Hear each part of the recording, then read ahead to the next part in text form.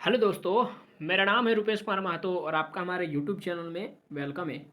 तो दोस्तों आज हम लोग लेकर आ चुके हैं पॉलिटेक्निक आपका फिजिक्स में unit and measurement chapter number 1। इसमें आज हम लोग 20 एमसीक्यू क्वेश्चन लेकर आए हुए हैं। इससे पहले मैंने आपको पार्ट 1 बनाया था जिसमें मैंने आपको पार्ट 1 में 20 एमसीक्यू क्वेश्चन बताया था इसी चैप्टर का, और इसके बाद मैं लेकर आया हूँ पार्ट 2 जिसमें मैं आपको 21 से लेकर 40 तक बताने वाला। फिर टोटल आपको 20 क्वेश्चन मैं आपको इस वीडियो में बताने वाला। और बहुत सारे ये जो क्वेश्चन है ये बहुत ज़्यादा आपका इंपॉर्टेंट क्वेश्चन है एमसीक्यू के फॉर्म में, ठीक। तो आपको ये सारे क्वेश्चन देखना बहुत ज़रूरी है ताकि आपको एग्जाम में पूछा जाए तो आप बहुत अच्छा से अटेंड कर पाए ये सारे सवालों को। तो चलिए हम लोग एक एक करके सारे सवालों को देखते हैं, ठीक है। तो आप लोग वीडियो में कंटिन्यू बने रहिए। तो सबसे पहला सवाल जैसा कि आपको स्क्रीन पर दिख रहा है कि farad is a unit of, farad किसका यूनिट है। तो देखिए, तो मैं आपको चारों ऑप्शन को डिस्कस करता हूँ, है ना। तो देखिए जैसा कि चार्ज, चार्ज का यूनिट क्या होता है, कूलम होता है, आपको पता है। इल्यूमिनियम, इल्यूमिनेशन का यूनिट जो होता है ना वो LUX होता है, लक्स, ठीक है। पोटेंशियल का यूनिट होता है वोल्टेज, वोल्ट। और कैपेसिटेंस का यूनिट होता है फैराड, F।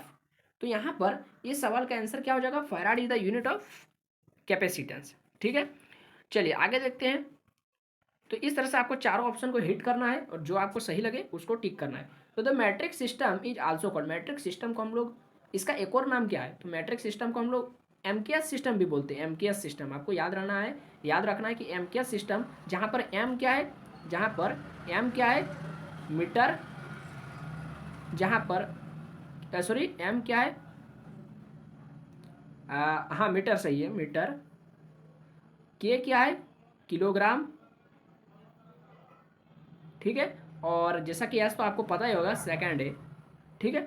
तो ये आपका एमकेएस का मतलब होता है, ठीक है। चलिए आगे देखते हैं क्वेश्चन नंबर, इसका नेक्स्ट है जो आपका क्वेश्चन नंबर 23। तो क्वेश्चन नंबर 23 भी आपको ध्यान से देख लेना है। क्वेश्चन नंबर 23 में सवाल है कि what is the name of physical quantity which are independent of each other, यानी वो कौन सा फिजिकल क्वांटिटी है, ठीक है, जो आपका इंडिपेंडेंट होता है किसका, कौन सा फिजिकल क्वांटिटी जो आपका एक दूसरे से इंडिपेंडेंट होता है ना।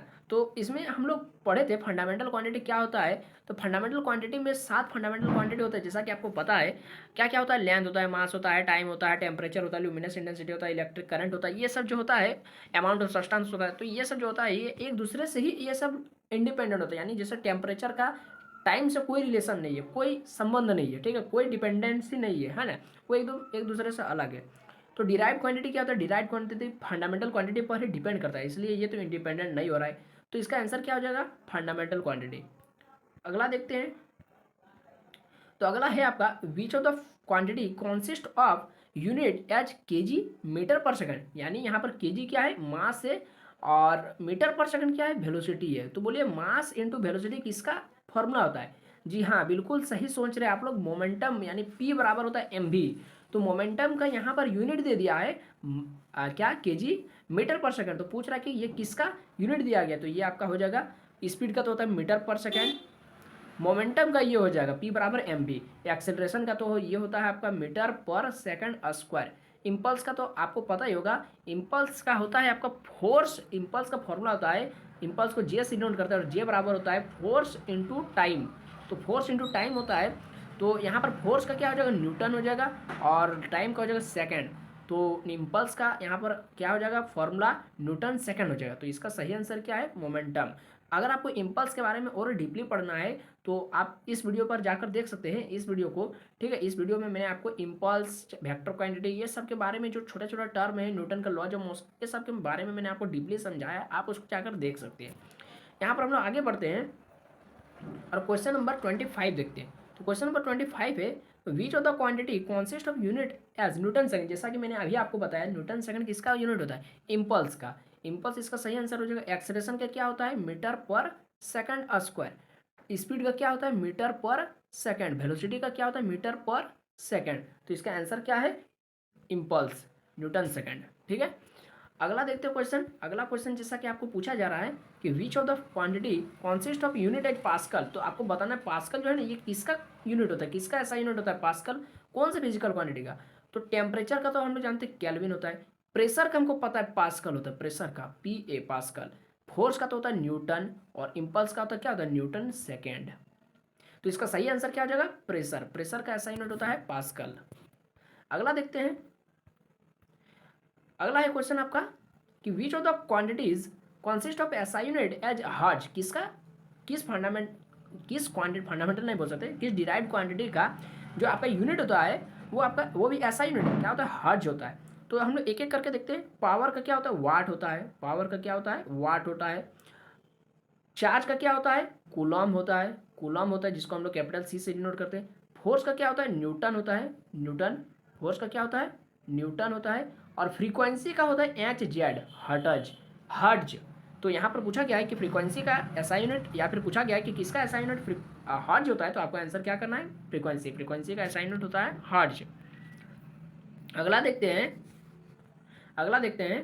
तो क्या रहा क्वेश्चन कि what is the formula for momentum. तो जैसा कि मैंने अभी ऊपर में ही आपको बताया था कि P बराबर होता है mv, यानी मास इंटू वेलोसिटी। तो देखिए मास इंटू वेलोसिटी, ये ऑप्शन नंबर बी। हम लोग चारों ऑप्शन डिस्कस करते हैं। फोर्स इंटू डिस्प्लेसमेंट किसका होता है, force into displacement F into S, ये होता है आपका वर्क का। वर्क यानी W बराबर होता है फोर्स गुना डिस्प्लेसमेंट, वर्क का होता है। मास इंटू एक्सेलरेशन किसका होता है, मास इंटू एक्सेलरेशन, एफ बराबर एम ए, याद आया कुछ, ये फोर्स का होता है, मास इंटू एक्सेलरेशन। और देखते हैं change in velocity. Change in velocity यानी ये v minus you by T किसका होता है, हाँ एक्सेलरेशन का होता है। तो हम लोग चारों ऑप्शन डिस्कस कर, इसका सही आंसर क्या है, मास इंटू वेलोसिटी मोमेंटम का होता है फॉर्मूला। अगला देखते हैं हम लोग।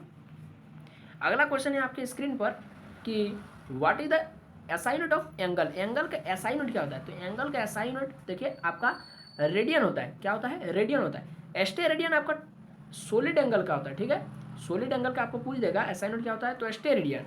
लेकिन प्लेन एंगल का क्या होता है, रेडियन। कैंडिला आपका लुमिनस इंटेंसिटी का होता है। और डिग्री तो आपका ऐसा यूनिट नहीं होता है एंगल का, वो एंगल का मतलब ऐसा ही मेजरमेंट होता है, ठीक है। डिग्री में हम उसको मेजर करते हैं एंगल को, लेकिन ऐसा यूनिट पूछ देगा तो वो आपका रेडियन हो जाएगा, ठीक है। अगला देखते हैं। तो आपको प्रत्येक ऑप्शन को देखिए, अभी आप लोग रिवीजन कर रहे हैं या फिर अभी आप लोग अभी तैयारी कर रहे हैं, तो अभी आपको हर क्वेश्चन का पता कीजिए कि उसका ऑप्शन दिया गया है तो वो ऑप्शन क्यों दिया गया है।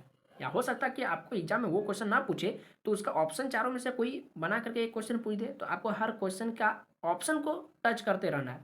तो क्वेश्चन है कि the fundamental unit which is common in, है ना, कौन सा फंडामेंटल क्वांटिटी है जो एफपीएस सिस्टम में भी है और एमकेएस सिस्टम में भी है ना। तो इसका देखिए एफपीएस का मतलब होता है फुट पाउंड सेकेंड, और एमकेएस का मतलब होता है, एमकेएस का मतलब होता है मीटर किलोग्राम, यानी केजी लिख देते हैं, और सेकेंड। अब बताइए कि कौन सा यूनिट है जो दोनों में कॉमन है। बिल्कुल सही आप लोग देख रहे हैं, सेकेंड। तो इसका आंसर क्या हो जाएगा, इसका आंसर हो जाएगा आपका सेकेंड, ठीक है, ऑप्शन नंबर बी। बाकी और इसको डिस्कस नहीं करते हैं, आगे देखते हैं। क्वेश्चन नंबर 31 कह रहा है कि which of the following system is British system, यानी ये कौन सा जो सिस्टम है जो आपका फिजिकल क्वांटिटी का कौन सा ऐसा सिस्टम है यूनिट का, है ना, जो आपका ब्रिटिश काल से चला आ रहा है। तो इसका सही आंसर हो जाएगा foot pound second, FPS system. MKS system और सीजीएस सिस्टम ये आपका ब्रिटिश जमाना का नहीं है, ये बाद में आया गया, ठीक है, इसको बाद में जोड़ा गया था। अगला देखते हैं। अगला देखते हैं, कह रहा है कि the dimensional formula for kinetic energy या फिर पोटेंशियल एनर्जी। क्या आपको डायमेंशनल फॉर्मूला बताना है, आप काइनेटिक एनर्जी का बोल सकते हैं चाहे पोटेंशियल एनर्जी का बोल सकते हैं, यानी एक तरह से आपको एनर्जी का डायमेंशन फॉर्मूला यहाँ पर पूछा जा रहा है। तो एनर्जी आपको याद रखना है कि कोई भी एनर्जी, किसी भी प्रकार का एनर्जी हो, एनर्जी का डायमेंशन फॉर्मूला होता है M L square T minus two, M L square T minus two, और इस तरह से ब्रैकेट, किसी भी प्रकार का एनर्जी हो।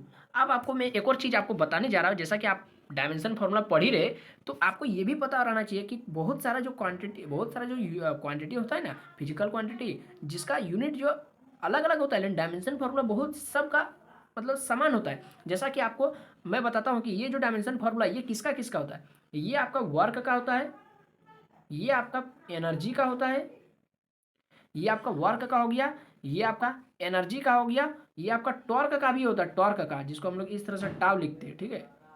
नहीं इस तरह से नहीं लिखते, इस तरह से इसको उल्टा जे बोलते हैं, उल्टा जे, इस तरह से उल्टा जे टाव, है ना। तो देखिए आपको याद रखना है कि ये जो आपका M L square T minus two, ये आपका टोटल 3 क्वांटिटी का होता है डायमेंशन फॉर्मूला, किसका किसका, वर्क का, एनर्जी का और टाव यानी टॉर्क का। टाव क्या होता है ये आप आगे जाकर पढ़ेंगे, इसलिए मैं आपको ज़्यादा यहाँ पर नहीं बताता हूँ। आगे देखते हैं, क्वेश्चन नंबर 33। तो कह रहा है कि question dimensional formula for gravitational constant are. तो ये बहुत ज़्यादा इंपॉर्टेंट है, बहुत ज़्यादा मोस्ट इंपॉर्टेंट, और ये तो लगभग हर स्टूडेंट के मुंह पर रटा होना चाहिए कि dimensional formula of gravitational constant क्या होता है। तो अगर आप इसको कैलकुलेट करना चाहते हैं तो कैलकुलेट भी कर सकते हैं, लेकिन मैं आपको कैलकुलेट ना करके मैं आपको सीधे इसका आंसर बता देता हूँ, क्योंकि इसका कैलकुलेट देखिए इस फॉर्मूला से कर सकते हैं आप ग्रेविटेशनल कांस्टेंट। तो हम लोग ग्रेविटेशनल फोर्स बराबर जानते हैं बड़ा जी m1 m2 बटा d², जानते हैं ना। तो इसी फॉर्मूला से हमको जी का डायमेंशनल फॉर्मूला निकालना है। तो ये इसके साथ गुना हो जाएगा और ये दोनों यहाँ नीचे आ जाएगा m1 m2 और ये हो जाएगा f d², ठीक है। तो इस तरह से यहाँ पर जी का डायमेंशन फॉर्मूला निकल जाएगा। सबका हम लोग डायमेंशन फॉर्मूला पुट करेंगे, फोर्स का पुट करेंगे, डिस्टेंस का पुट करेंगे और उसका यूनिट स्क्वायर कर देंगे, फिर नीचे मास का करेंगे, तो आपका बड़ा जी का डायमेंशन फॉर्मूला निकल जाएगा। और निकल कर आएगा क्या, आएगा आपका m-1 L3T-2। देखिए मैंने भी ये याद करके रखा है, तो आपको भी याद जरूर कर लेना है कि m-1 L3T-2 ये होता है। अब ये ऑप्शन नंबर डी में है, देखिए m-1 L3T-2। देखिए कहीं कहीं आपको एग्जाम में ना कोई ऑप्शन गलत भी मिल सकता है, ठीक है। कोई ऑप्शन मान लेते हैं ml² T-3 T-2 नहीं दिया है, तो कहीं कहीं उस तरह से आपको मिल जाएगा। तो ऐसा में घबराना नहीं है, वहाँ पर आपको टीचर से पूछ लेना सर यहाँ पर चारों ऑप्शन में से कोई नहीं मेरा, तो क्या करेंगे उस समय, क्योंकि डायमेंशन फॉर्मूला कहीं भी मान लेते हैं यहाँ पर माइनस छूट गया, तो ये सब में बहुत ज़्यादा दिक्कत हो जाता है, ठीक है। तो ये सब में घबराना नहीं है। आगे देखते हैं हम लोग, आगे है आपका dimensional formula for angular momentum. तो एंगुलर मोमेंटम का डायमेंशनल फार्मूला क्या होता है, तो देखिए जहाँ आप एंगुलर देख लेंगे वहाँ आपको मोमेंटम के साथ में जो आपका लीनियर मोमेंटम यानी जो नॉर्मल का मोमेंटम में जैसे p, उसमें आपको क्या कर देना है, गुना कर देना है। जैसे p का डायमेंशन फार्मूला क्या होता है, m/L(t-1) होता है ना, होता है। तो यहाँ पर आपको क्या गुना कर देना है, एगो अपने से एल को गुना कर देना है जहाँ एंगुलर देखेंगे। अब ये हर जगह नहीं करना है, मतलब एंगुलर मोमेंटम में कर सकते हैं और भी एंगुलर दूसरा चीज़ में कर सकते हैं, लेकिन जैसे कि आप बोलेंगे एंगुलर वेलोसिटी में करेंगे तो ऐसा नहीं होगा, ठीक है। उसका भी मैं ट्रिक बताऊंगा कैसे करना। तो यहाँ पर आपको पता चलिए छोटा सा क्या याद रखना कि जहाँ एंगुलर मिल जाएगा वहाँ लगभग ये हर जगह मतलब सही फिट बैठ जाता है, ठीक है। इसलिए मैं आपको बता रहा हूँ जहाँ एंगुलर देखने को मिल जाए वहाँ अपने से एल को गुना कर देना है डायमेंशन फॉर्मूला में। तो ये इसको गुना करें तो ये क्या हो जाएगा, एम का पावर 1 और एल का पावर 1 और एल का पावर 1, तो एल दो हो जाएगा। तो L(m)L² T-1 इसका डायमेंशन फॉर्मूला हो जाएगा एंगुलर मोमेंटम का। तो ऑप्शन नंबर देखिए किस में है, ml² T-1 ऑप्शन नंबर सी में है, तो ऑप्शन नंबर सी इसका राइट आंसर हो जाएगा। अगला देखते हैं dimension formula for Stefan's constant. आप देखिए कुछ जो फेमस साइंटिस्ट का जो कांस्टेंट का डायमेंशन फॉर्मूला आपको याद रखना बहुत जरूरी है। तो कुछ उसके लिए आप रट्टा मार सकते हैं, ऐसा बात नहीं कि ये सब का कोई ट्रिक ही होगा, तो आप रट्टा मार सकते हैं या फिर इसका फॉर्मूला आप याद कर सकते हो। फॉर्मूला से निकालेंगे तो बहुत ज़्यादा टाइम लग जाएगा, तो इसलिए आप डायरेक्ट इसको रट्टा मार लीजिए, ठीक है। बहुत ज़्यादा तो नहीं है, 4-5 को ही नाम वाला है तो हो जाएगा। जैसे कि ग्रेविटेशनल कांस्टेंट वो तो आपको फॉर्मूला वाला है, या फिर आप उसको डायरेक्ट भी या फिर आप उसको निकाल के ही बहुत आसानी से कर सकते हैं। लेकिन स्टीफेंस कांस्टेंट हो गया, फिर आगे जाके मैं एक और 2 नाम वाला आपको बताने वाला हूँ, है ना। तो जैसे देखिए डायमेंशन फार्मूला ऑफ, यहाँ पर ओ एस नहीं है ओ एफ है, dimension formula of Stefan's constant का डायमेंशन फार्मूला क्या होता है। देखिए स्टीफेंस कांस्टेंट का डायमेंशन फार्मूला होता है ml3 θ-4। देखिए इसको मैं याद किया हूँ इस तरह से, ml0T-3 ml0T-3 K-4, इस तरह से मैंने याद किया था। यहाँ पर के क्या है, टेम्परेचर का क्या होता है डायमेंशन फार्मूला केल्विन। तो देखिए ml0T-3 K-4 इस तरह से मैंने याद किया था, लेकिन यहाँ पर मैं देख रहा हूँ कि सब थीटा का टर्म में दिया है, यानी थीटा का भी मतलब ये टेम्परेचर यानी हीट का ही बारे में बात कर रहा है। तो बस यहाँ पर ऐसा घबराना नहीं है कि के की जगह में आप के याद करके गए और उस तरह एग्जाम में थीटा दे दिया, तो कोई दिक्कत नहीं, के की जगह थीटा पुट कर दीजिए। तो यहाँ पर देखिए, तो यहाँ पर इस तरह से अगर आप रट के भी गए ml0T-3 K-4, तो वहाँ पर आपको एल नहीं मिलेगा, तो फिर आप फॉर्मूला गड़बड़ा जाएंगे। आप सब अब रट्टा मार के गए ना, आपको लगेगा कि यहाँ पर ml² T-2 ये तो नहीं होगा, ml² T-2 θ-4 ये नहीं होगा। आप सबको देखेंगे mt-3 θ-4 ये भी नहीं होगा, mt-2 L0 ये भी नहीं होता, फिर आप कंफ्यूज हो जाएंगे। तो यहाँ पर आपको उस तरह से ध्यान नहीं देना है, आपको देखना है कि L0 यानी इसको अगर हम निकाल भी देंगे अगर, लेकिन उस समय आपको क्या करना, आप जो सही याद करके उसको पहले रफ में लिख लीजिए और देखिए मिला करके, तब आपको अपने पता चलेगा कि यहाँ पर L0 है, इसका मतलब इसको नहीं लिखेंगे तब ये वाला मेरा इसके साथ मैच कर रहा है। तो इसका मतलब ये सही हो जाएगा ml0 t-3। देखिए बार बार मेरे मुंह में आ जाएगा L0, क्योंकि इस तरह से मैंने याद किया था m t-3 थीटा-4। थीटा की जगह में के भी लिख सकते हैं। यदि एग्जाम में के रहेगा तो के लिखना है, के पर टिक करना है, या फिर थीटा रहेगा तो कोई दिक्कत नहीं। अब देखिए जो स्टीफेंस कांस्टेंट ये हो गया। अब स्टीफेंस कांस्टेंट हो गया। अब कुछ जो फेमस आने वाला है, जिसका क्या होता है कि एक से ज़्यादा होता है, ठीक है। जिसका क्या होता है, जैसे वर्क का मैंने आप बताया था, वर्क एनर्जी का भी वही होता है और टॉर्क का भी वही होता है। उसी तरह से कुछ और आने वाला है, तो आपको ध्यान से देखना है, ठीक है। और हो सके तो आप नोट करते चले जाइएगा। तो देखिए, हाँ इसको देखिए तो थोड़ा सा ध्यान दीजिए, तो इसको थोड़ा ध्यान दीजिए। तो क्या लिखा है, ml-1 t-2 stands for the dimensional formula of. अब ध्यान दीजिए तो बोल रहा है कि ये जो डायमेंशन फार्मूला दिया गया आपको, ये किसका है, किस क्वांटिटी का है। जैसे surface tension, gravitational constant, viscosity, stress. अब आपको पता करना है कि ये जो डायमेंशनल फार्मूला दिया गया है वो किसका है, ml-1 t-2। तो ध्यान दीजिए, अब आपको चारों चेक करना है कि चारों का डायमेंशन फार्मूला क्या होता है।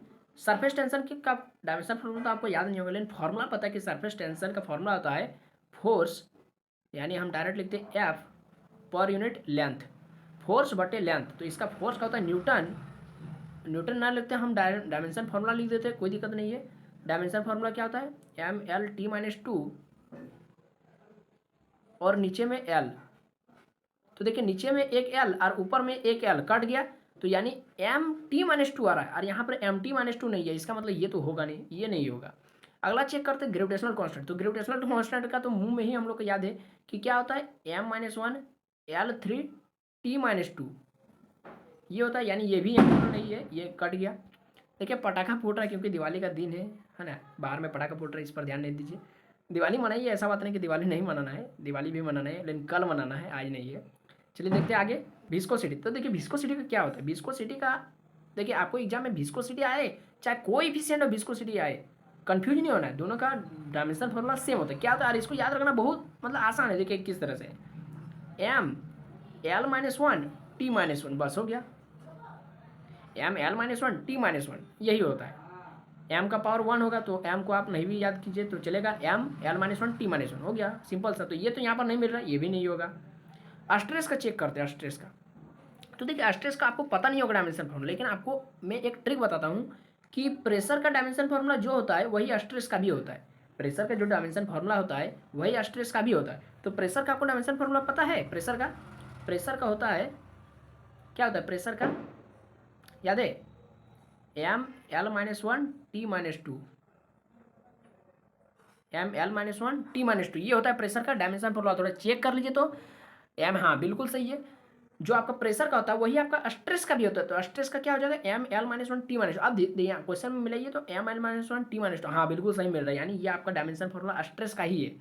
तो स्ट्रेस का हो चाहे प्रेशर का हो, डायमेंशन फॉर्मूला दोनों का सेम होता है। इसीलिए मैंने आपको बताया कि आपको यदि स्ट्रेस का डायमेंशन फॉर्मूला नहीं भी याद है तो आपको प्रेशर का तो पता है ना, और आपको ये भी पता है कि प्रेशर और स्ट्रेस दोनों का सेम होता है, इसलिए प्रेशर का याद रख लीजिए, वही हो गया आपका स्ट्रेस का। आगे देखते हैं, आगे हो गया आपका क्वेश्चन नंबर 37, और ज़्यादा नहीं 3 क्वेश्चन है, 40 तक मैं आपको बताऊंगा। The dimension formula of Boltzmann constant. देखिए मैंने आपको शुरू में ही कहा था कि कुछ नाम वाला डायमेंशन फॉर्मूला आपको याद मैंने आने वाला है, तो जिसको आपको याद कर लेना है। अब इसका भी मैंने याद करने का बहुत अच्छा सा ट्रिक है कि जो वर्क का होता है, जो एनर्जी का होता है, जो एनर्जी का होता है, उसमें आप θ-1 को गुना कर दीजिए, θ-1 को गुना कर दीजिए, बस हो गया। अब एनर्जी का क्या होता है, ml² t-2 होता है ना। अब उसमें कुछ नहीं करना है, क्या करना है, θ-1 को गुना कर देना, यानी θ-1, बस हो गया। θ-1 और क्या करना है, पर मोल भी कर देना है, θ-1 पर मोल। बोल्ट्जमान कांस्टेंट नहीं, पर मोल नहीं करना है, खाली θ-1, यानी option number C. Option number C नहीं होगा, ये आपका यहाँ होगा। ये θ-1 किस में आ रहा है, ये ऑप्शन नंबर ए में आ रहा है, लेकिन मोल यदि ये देखिए यहाँ पर मोल इन्वर्स लिखा है, यानी ये यदि ये ना एक मोल के हिसाब से बात कर रहा है, लेकिन आपको एग्जाम में घबराना नहीं है, मोल इन्वर्स नहीं रहेगा, और यदि रहेगा फिर भी कोई दिक्कत नहीं, ये आपका 1 मोल के हिसाब से बात कर रहा है, तो पर मोल का बात कर रहा है। लेकिन होता है डायमेंशन फॉर्मूला बोल्ट्जमान कांस्टेंट का ml² t-2 θ-1 ही होता है, ठीक है, लेकिन ये मोल के हिसाब से बात कर रहा है, इसलिए यहाँ पर पर मोल भी दे दिया है, तो कोई दिक्कत नहीं है, ये होगा डायमेंशन फॉर्मूला। क्योंकि और मेरा किसी से मिल ही नहीं रहा है, देखिए मिल रहा है, ये नहीं मिल रहा है, ml² θ-, यहाँ पर θ-1 नहीं दिया, बस ये नहीं मिल रहा है, ये तो मिल ही नहीं क्योंकि L0 दे दिया है। और ये देखिए ये m² दे दिया, ये तो और गलत दे दिया है, तो यानी थोड़ा थोड़ा मेरा यही मिल रहा था, फॉर्मूल दे दिया, कोई दिक्कत नहीं है। आगे देखते हैं, आगे है आपका 38 the dimension formula for the modulus of rigidity. हाँ आप देखिए, अब जैसा मैंने आपको, अब देखो मॉड्यूलस ऑफ रिजिडिटी का तो आपको पता होगा नहीं, तो इसका याद करने का ट्रिक क्या है, प्रेशर का, स्ट्रेस का और मॉड्यूलस ऑफ रिजिडिटी, तो इसको किससे डिनोट करते हैं वो तो मुझे अभी याद नहीं आ रहा है, लेकिन modulus of rigidity, modulus of rigidity इसका भी डायमेंशन फार्मूला वही होता है, यानी सेम होता है। तो प्रेशर का क्या होता है, अभी अभी मैंने आपको बताया था M L minus one T minus two, M L minus one T minus two, यही तीनों का होता है। एक और होता है मॉड्यूलस ऑफ रिजिडिटी, ये हो गया। और एक और होता है coefficient of elasticity. Coefficient of elasticity का भी जो डायमेंशन फार्मूला होता है ना, कोएफिशिएंट ऑफ इलास्टिसिटी, थोड़ा सा आप लोग लिख लीजिएगा, यहाँ पर जगह नहीं है इसलिए कोएफिशिएंट ऑफ इलास्टिसिटी का ये लिख देता है spelling, coefficient of elasticity, coefficient of elasticity, इसका भी डायमेंशन फार्मूला जो प्रेशर का था वही। अब प्रेशर का तो आपको याद ही होगा, और नहीं भी याद है तो आप निकाल सकते हैं इस तरह से। पी का फार्मूला होता है फोर्स पर यूनिट एरिया, और फोर्स का क्या होता है पता है आपको, M L T minus two और बटे एरिया एल स्क्वायर। तो ये एल दो को है नीचे में और एल ऊपर में एक हो, तो काट के हो जाएगा ऊपर में माइनस वन, तो M L minus one T minus two, इस तरह से आपको पता चल जाएगा। तो इसका सही आंसर क्या हो जाएगा, इसका सही आंसर हो जाएगा आपका M L minus one T minus two, ये हो जाएगा ऑप्शन नंबर डी। देखिए डायमेंशन फार्मूला ना, आपको डायमेंशन फार्मूला वाला क्वेश्चन में आपको चारों ऑप्शन को टिक कर, मतलब टच करने की जरूरत नहीं है, चारों ऑप्शन को हिट करने का कोई जरूरत नहीं है आपको, खाली फार्मूला जिसका करंट याद है बस खोजिए कि कहाँ पर है, वही आंसर हो जाएगा। अगला देखते हैं हम लोग 39, देखते तो the dimension formula for angular velocity. आप देखिए जैसा कि मैंने आपको बताया था कि जहाँ एंगुलर देखने को मिल जाए वहाँ एल लगा दीजिए, गुना कर दीजिए एल। तो मैंने आपको कहा था कि हर जगह एल नहीं लगाना है, जैसा कि कुछ माने लगभग जिसको आपको याद नहीं है वहाँ एल लगा दीजिए, मतलब जो आपको नया देखने को मिल रहा है वहाँ पर एल लगा दीजिए, कोई दिक्कत नहीं है। अब देखिए जैसे एंगुलर वेलोसिटी, इसका थोड़ा सा आपको कॉन्सेप्ट आपको थोड़ा सा याद क्या करना है, थोड़ा सा कॉन्सेप्ट इसका लगेगा कि देखिए वेलोसिटी का क्या होता है, बोलिए तो वेलोसिटी का फॉर्मूला मैं पूछ रहा हूँ, कोई डायमेंशन फॉर्मूला नहीं पूछ रहा, वेलोसिटी का फॉर्मूला क्या होता है। बिल्कुल सही आप लोग बोल रहे हैं कि डिस्प्लेसमेंट बाय टाइम, बिल्कुल सही बोल रहे हैं।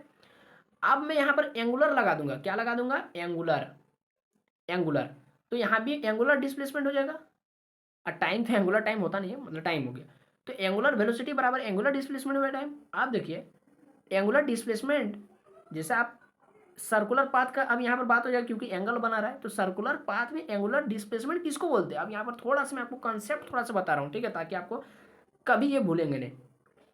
जैसे मान लेते कोई ऑब्जेक्ट यहाँ पर है, ठीक है, यहाँ पर ए पॉइंट पे है, और कोई ऑब्जेक्ट टी टाइम में कोई ऑब्जेक्ट टी टाइम में और पॉइंट बी में पहुंच गया, यहाँ से यहाँ पहुंच गया, है ना। तो यहाँ से यहाँ तक जाने में उसको कितना एंगल बनाया, थीटा एंगल बनाया, तो उसी थीटा एंगल को इसका डिस्प्लेसमेंट बोल देंगे। अब बोलिए थीटा किसका यूनिट होता है, एंगल का। और एंगल का मैंने अभी आपको क्या बताया, यूनिट आपका, सॉरी थीटा उसका सिंबल होता है, यूनिट क्या होता है, रेडियन।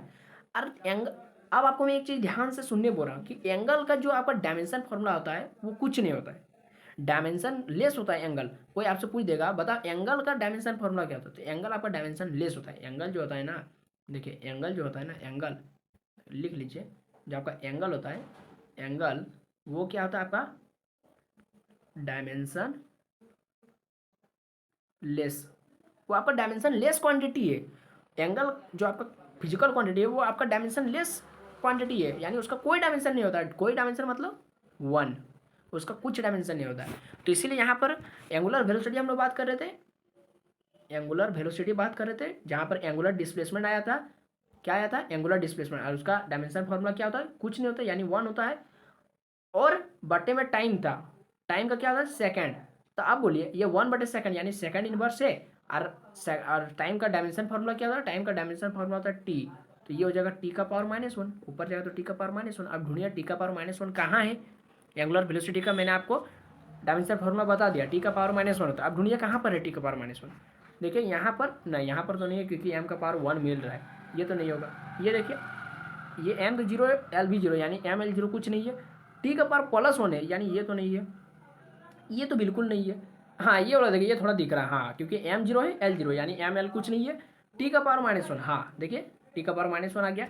तो इससे आपको क्या पता चला कि एंगुलर डिस्प्लेसमेंट का डायमेंशन फॉर्मूला कुछ नहीं होता है, क्योंकि उसका जो यूनिट होता है वो एंगल का यूनिट रेडियन होता है, यानी वो एंगल एंगुलर डिस्प्लेसमेंट क्या है, एक एंगल है, और एंगल का कोई डायमेंशन नहीं होता है। एंगल क्या है, डायमेंशन लेस क्वांटिटी है ना। ऐसे आप लोग नॉर्मल डिस्प्लेसमेंट का डायमेंशन फॉर्मूला जानते हैं, यूनिट उसका मीटर होता है, तो डायमेंशन फॉर्मूला याद होगा, लेकिन एंगुलर डिस्प्लेसमेंट का कोई यूनिट नहीं होता है। तो यहाँ पर आपको एक चीज़ नया सीखने को मिला, और एंगुलर डिस्प्लेसमेंट एंगुलर वेलोसिटी का आपको डायमेंशन फॉर्मूला पता चल गया। अब मैं आपको एक एक्स्ट्रा बता देता हूँ, है ना, ये आपका आगे जाके जब इसका पार्ट 3 में लेकर आऊँगा वहाँ पता चलेगा कि एंगुलर वेलोसिटी हो गया, एंगुलर डिस्प्लेसमेंट का जान गया हम लोग डायमेंशन फॉर्मूला। देखिए इसको आप एक थोड़ा रफ में लिख लीजिए, एंगुलर डिस्प्लेसमेंट क्या होता है, डायमेंशन लेस यानी 1, जो भी डायमेंशन लेस होगा उसका 1 लिख देंगे। एंगुलर वेलोसिटी अभी देखिए टी का पावर -1। अब एक और चीज आपको याद रखना है, एंगुलर एक्सेलरेशन ये होता है आपका, जिस तरह से एंगुलर वेलोसिटी का देखिए टी का पावर -1 यानी 1/t था, यानी अगर देखा जाए तो 1/t यानी एंगुलर डिस्प्लेसमेंट का वैल्यू वहां पर क्या है, ऊपर में 1 है, और नीचे में टाइम का क्या है, t है, यानी 1/t है ना रे।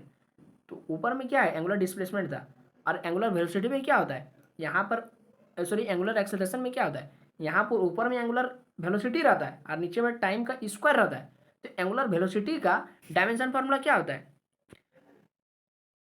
सॉरी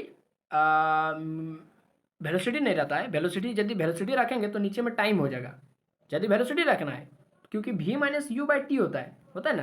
तो वेलोसिटी रखना है तो नीचे में खाली टाइम रखेंगे, और वेलोसिटी नहीं रखना है, वेलोसिटी यदि नहीं रखना है, वेलोसिटी नहीं रखना है, एंगुलर एक्सेलरेशन, तो इसका क्या हो जाएगा।